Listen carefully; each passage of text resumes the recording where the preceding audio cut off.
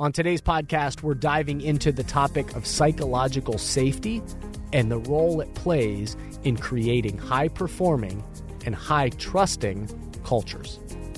Welcome back to The Thermostat with Jason Barger. If you're currently on a commute, a walk, or just a micro break in your day, glad you're making time to step back, to think, and to reflect on the next steps on your journey. I've never been more convinced the best leaders and team cultures in the world are the ones that make time to step back, breathe in good oxygen, and calibrate their thermostat. I hope today's conversation leaves you feeling grounded and inspired. Now let's dive into today's topic to engage our minds and hearts in order to authentically lead and create compelling cultures wherever we are in the world. Hey everybody, it's Jason and welcome back to the Thermostat Podcast. Wherever you are and however you're coming to the podcast today, welcome back. So glad you are with us. So glad you are joining this conversation. We are in Season 7, which, believe it or not, is over 160 episodes and climbing each week. For those of you that have been part of this from the very beginning, welcome back. So glad this continues to add value to your journey. And anybody new to the podcast, welcome in. So glad it's spreading.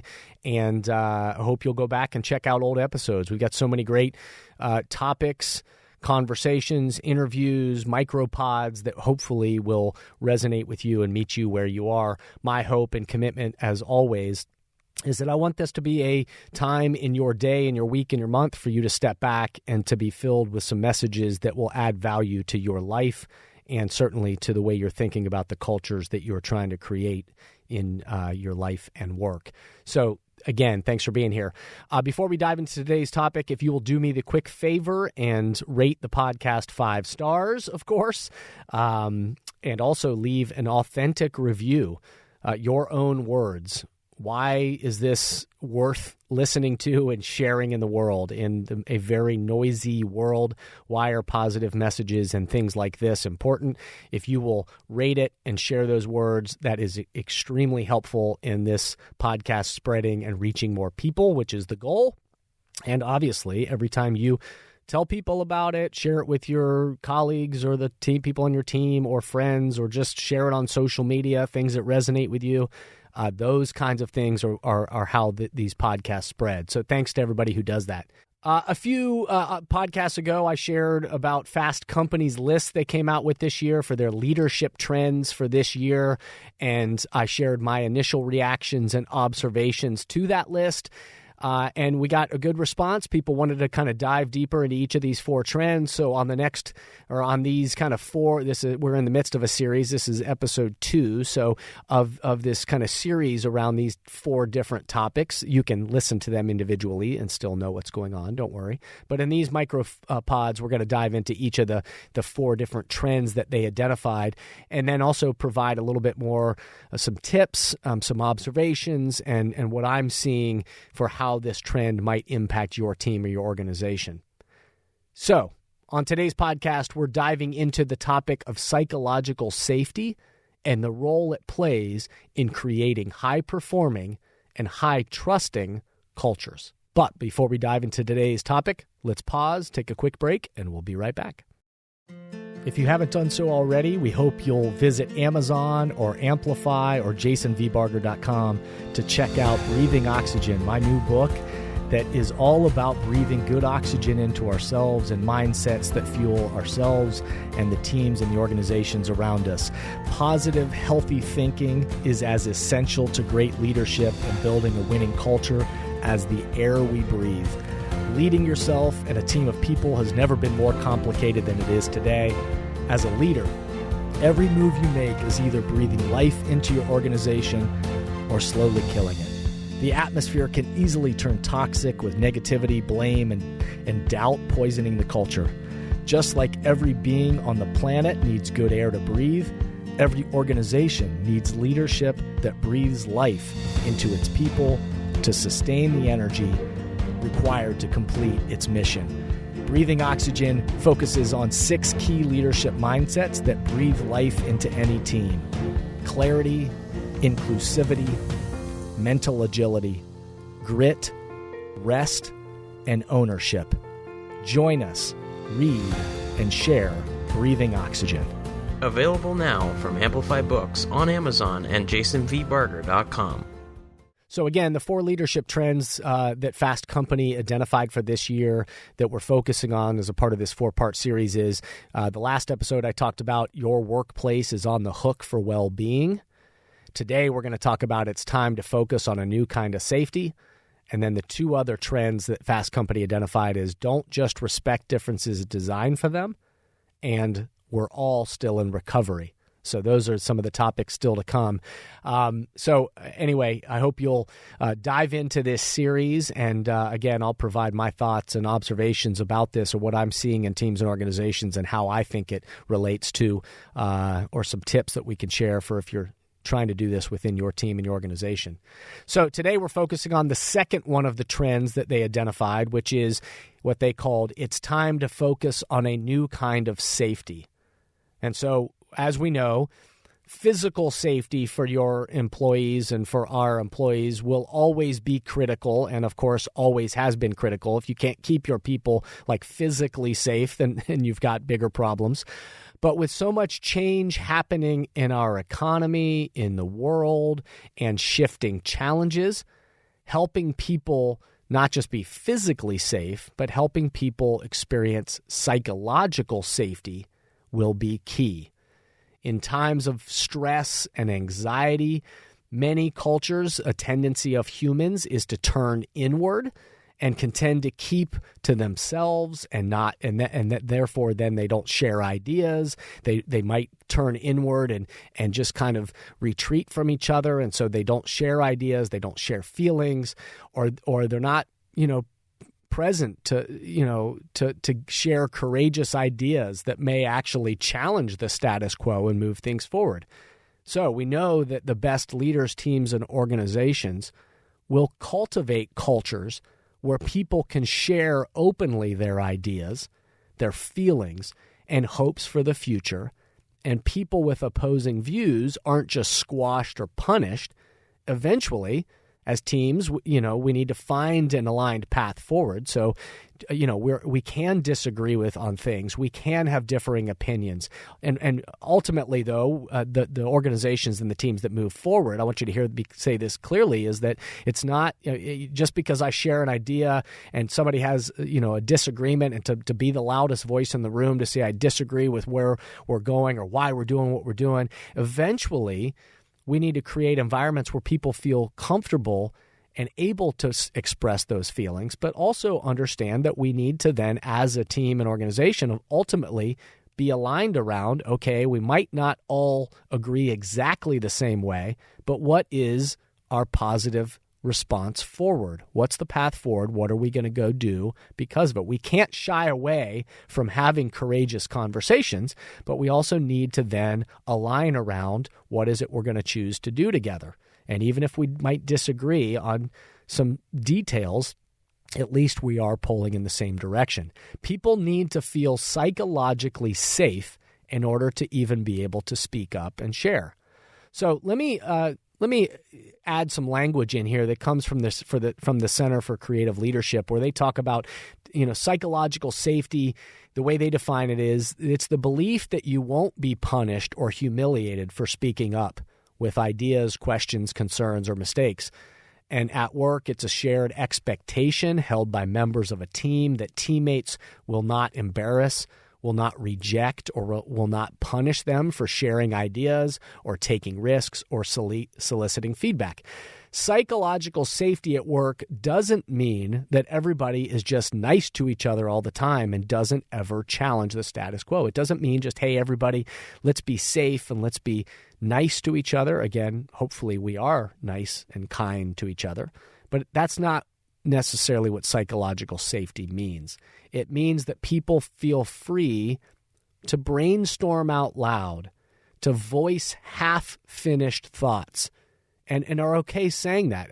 This idea isn't fully baked, but let me share it. To openly challenge the status quo, to share feedback and work through disagreements together, knowing that leaders value honesty, candor, and truth-telling, and that team members will have one another's backs. Again, this isn't just about complaining or digging in our heels and saying this will never work, or throwing stones at our leaders or other people in the culture. It has to come with it a spirit of, I want to be a part of the solution. But when psychological safety in the workplace is present, people feel comfortable bringing their full, authentic selves to work and are okay with laying themselves on the line in front of others. And organizations with psychological safe work environments where employees feel free to ask those bold questions or share concerns or ask for help and take calculated risks, they are all better for it. It's a solutions-focused mindset. It's not shallow or hollow, just complaints or finger-pointing, but it is a willingness to say, I think we can do better. I don't think this is the best of what I think we as a culture, or this is a product, or this experience with the client, this didn't go the way we hoped, and let's talk about it. And let's be willing to create an environment where people can identify those things, but in the spirit of moving forward. The Center for Creative Leadership also, they state some research, and you can track that down if you want, but where they conducted over nearly 300 leaders over about a 2.5-year period, and they found that teams with high degrees of psychological safety also reported higher levels of performance and lower levels of interpersonal conflict. So again, for those of you that need an ROI to why it might be smart, not just smart and caring for people, but smart in terms of your organizational mission and performance and metrics, that actual performance goes up and lower levels of interpersonal conflict when you have a psychologically safe environment. So some tips that I would share as I think about this and think about the teams and organizations that I'm lucky to serve and to partner with is, the first thing is define it. A tip I would share with you is to define it.